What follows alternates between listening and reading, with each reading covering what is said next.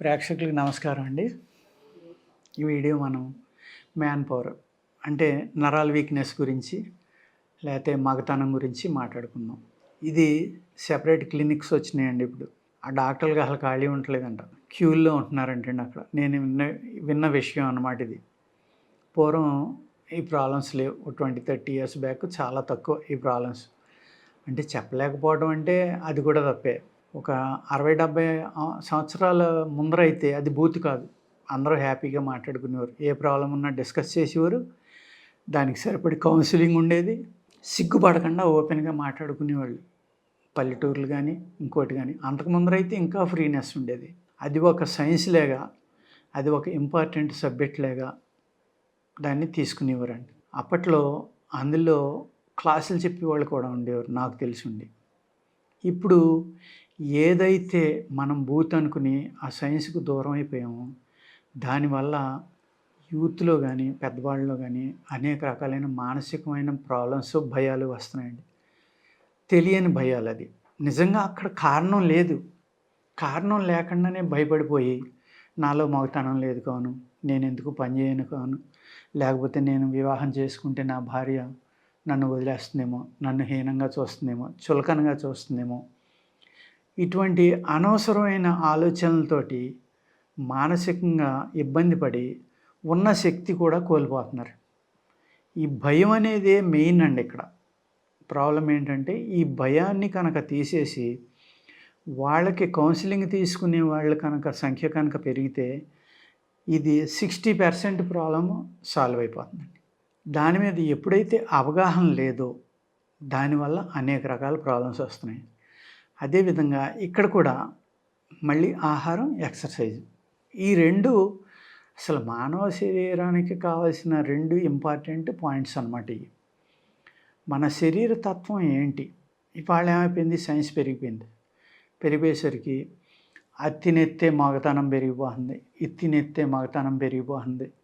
ఈ విధంగా ఎన్నో రకాల మందులు వస్తున్నాయి, ఎన్నో రకాల ప్రొడక్ట్స్ వచ్చినాయి, పబ్లిసిటీ వచ్చింది. ఇక్కడ 2 విషయాలండి. ఒకటి శారీరకంగా బలం లేకపోవడం, అలాగే తన యొక్క ఏదైతే ఈ స్పెర్మ్ అనేది ఉందో అది తగ్గిపోవడం బాడీలో. ఈ మగతనంతోటి పాటు ఏమవుతుందంటే సంతానలేమి అనేది కూడా పెరుగుతుంది. సంతానం కలగకపోవడం, దానివల్ల కూడా అనేక ప్రాబ్లమ్స్ వస్తున్నాయండి. ఇక్కడ ఏం చేయాలంటే బాడీ శక్తివంతంగా తయారు చేసుకోవాలి ఎప్పుడు కూడా. శక్తివంతంగా ఉండాలంటే ఏం చేయాలి? వ్యాయామం చేయాలి. వ్యాయామంతో పాటు చక్కని ఆహారం తినాలి. టైమ్లీ ఫుడ్ తినాలండి. వ్యాయామం అనేది మనిషి యొక్క శక్తిని కొన్ని వందల రెట్లు పెంచుతుంది. అప్పుడు మనస్సు కూడా కుదుటపడుతుంది.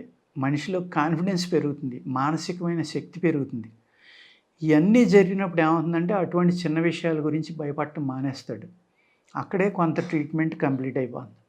సెకండ్ థింగ్ ఏంటంటే ఇక్కడ మనకి నరాల వీక్‌నెస్ లేకుండా పురుషత్వం పెరగాలి అంటే ధాతువులు పెరగాలండి బాడీలో. ధాతువులు వృద్ధి పొందాలి. అంటే మన బాడీలో ఉన్న మినరల్స్ డెవలప్ అవ్వాలి. మన బాడీలో మెయిన్ మినరల్స్ రిలీజ్ చేసే పార్ట్లు ఏంటి? షిన్ బోను, థై బోను. ఈ ఎక్కువ పర్సెంటేజ్ అవి రిలీజ్ చేస్తాయి. ముసలితనం వచ్చేసరికి ఏమవుతుంది? వాటి యొక్క వర్క్ తగ్గి దానివల్ల వీక్‌నెస్ రావచ్చు. అది న్యాచురల్ జరిగే ప్రాసెస్. కానీ మాకు ఫోన్ చేస్తూ ఉంటారు ఎంతోమంది. నాకు 20 ఏళ్ళు సార్, నాకు ఇబ్బంది ఉంది.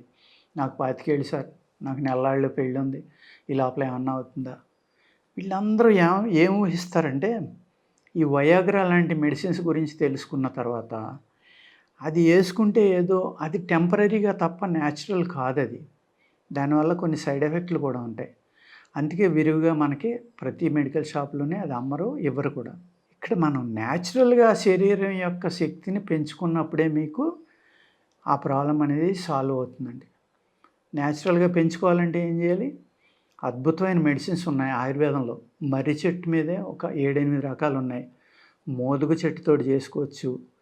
అదేవిధంగా అశ్వగంధ, శిలాజిత్తు, శతావరి, దూలగొండి, గొబ్బి గింజలు ఇలాగా అనేక రకాల బాజీకరణ ఔషధాలు ఉన్నాయన్నమాట. వీటిని ఆయుర్వేదంలో వాజీకరణం అంటారు. వాజీ అంటే అశ్వం, అంటే గుర్రానికి ఉన్నంత బలంగా మనిషి తయారవ్వాలనే దాని గురించే వాజీకరణం అన్నారు. అంత శక్తిని ఇస్తుంది కాబట్టి అశ్వగంధ అన్నారు. దాన్ని అశ్వం యొక్క పేరు పెట్టారు. కానీ ఆ అశ్వగంధ వాడుకునేటప్పుడు మీరు కంపల్సరీగా శుద్ధి చేసి వాడుకోవాలి. శతావరిని వాడుకుంటున్నారనుకోండి, ఒక హెర్బ్, అది దుంప.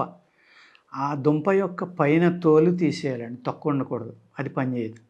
అదేవిధంగా ఆ దుంప యొక్క పొడవుగా ఉంటుంది శతావరి. పిల్లి పేసర అనేది ఏనిపడి పెద్ద పిల్లి పేసర 2 రకాలు ఉంటాయి. చిన్న దుంప ఉంటుందండి, ఒక 4 అడుగుల దుంప కూడా ఉంటుందన్నమాట. అది అడవిలో పెరిగేది, పెద్ద పిల్లి పేసర అంటారు అది. దాని లోపల వేరు గట్టిగా ఉంటుందండి, రూటు పైన మాస్ కింద ఉండి మెత్తగా ఉండి చక్కగాని లోపల ఒక వేరు ఉంటుంది సన్నగా, కొబ్బరి వేరు లోపల ఉన్నట్టు. దాన్ని తీసేయాలి, పై తోలు తీసేసి అప్పుడు ఎండబెట్టుకుని వాడుకోవాలి. ఆ రెండు తీయటం వల్ల అది ప్యూరిఫై అయిపోతుంది అనమాట. ఇలాగా శిలాజిత్ ఉంది, అది ఇంకా చెప్పక్కల మిరకిల్. శిలాజిత్తుని ఒక 100 రకాలుగా మనం వాడుకోవచ్చు. ఇలాగా రకరకాల కాంబినేషన్స్ తోటి మీ బాడీ యొక్క శక్తిని, మీ వయసుని, వీటిని చూసుకుని అశ్వగంధ లాంటివి వాడుకోవాలి తప్ప ఆ అశ్వగంధ అనేది శుద్ధి చేయకపోతే పెద్దగా పనిచేయదండి. దాంట్లో శక్తి అంత మనం అనుకున్నంత ఉండదు. దాన్ని ఎలా శుద్ధి చేయాలి అంటే ఆవు పాల ఆవిరి మీద ఉడకబెట్టాలండి. వాసన కట్టి గిన్నెకి ఆవు పాలు పోసి అవి లైట్గా పొంగుతూ ఉంటే వాటిలోంచి వచ్చిన ఆవిరి ఏదైతే ఉందో ఈ గుడ్డలోంచి బయటికి వెళ్తే ఆ అశ్వగంధ ముక్కలనే ఉడుకుతాయి. లేదు మాకు ముక్కలు దొరకట్లేదండి, మేము పౌడర్ తెచ్చుకున్నామంటే మీరు ఏం చేస్తారంటే చెరిసగం పాలు, ఆవు పాలు, నీళ్లు కలిపిన పౌడర్ తీసుకుని ఆ నీళ్ళు బాగా మరగబెట్టి కాసి ఆ పాలల్లో మీరు ఇది వేసేసి పొడి పేస్ట్గా తయారు చేసుకోండి. ఆ పేస్ట్ని జాగ్రత్తగా ఎండబెట్టుకుంటే అందులో దోషం అనేది పోతుందండి. అప్పుడు దాన్ని మీరు వాడుకోండి. చాలా చక్కగా మీకు అశ్వగంధ అనేది నరాల యొక్క శక్తిని పెంచడానికి కానీ, మీ యొక్క నీరసాన్ని తగ్గించి కీళ్ళ నొప్పులు కానీ, మజిల్ పెయిన్స్ కానీ, నరాల నొప్పులు కానీ ఈ అన్నిటిని తగ్గించడానికి అద్భుతంగా పనిచేస్తుందండి.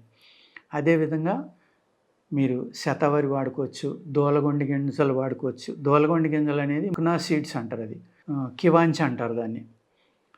అది వాటిని కూడా శుద్ధి చేయాలండి. అవి చక్కగా పనిచేయాలంటే ఏం చేయాలంటే మీరు ఆవు పాలలో ఉడకబెట్టి దానిపైన తొక్క తీసేసి గింజల మట్టికి ఎండబెట్టుకుని దాన్ని పౌడర్ చేసుకుని కనుక మీరు వాడితే చాలా అద్భుతంగా అది మీకు రిజల్ట్ ఇస్తుంది.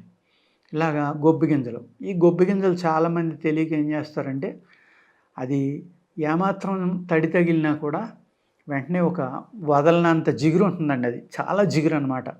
తడి తగిలిన వెంటనే జిగురు వచ్చేస్తుంది అందులోంచి.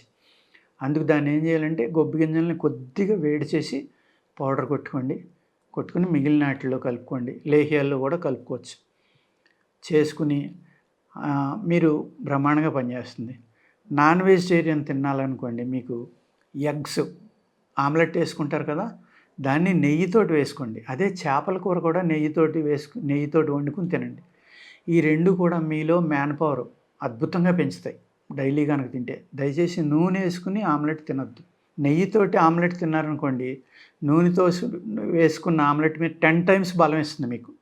ఈ రహస్యం చాలామందికి తెలియదు, అందరూ నూనెతోటి వేసుకుంటూ ఉంటారు. అంచేత మీరు చేపల ఫ్రై కానీ ఆమ్లెట్ కానీ చక్కని ఆవు నెయ్యితోటి వేసుకోండి. మీ యొక్క నరాల వీక్నెస్ అన్నీ తగ్గిపోయి మజిల్ లేని వాళ్ళకి కూడా మంచి మజిల్ ఏర్పడుతుందండి. అద్భుతమైన బలం వస్తుంది. ఓకేనా? నమస్కారం.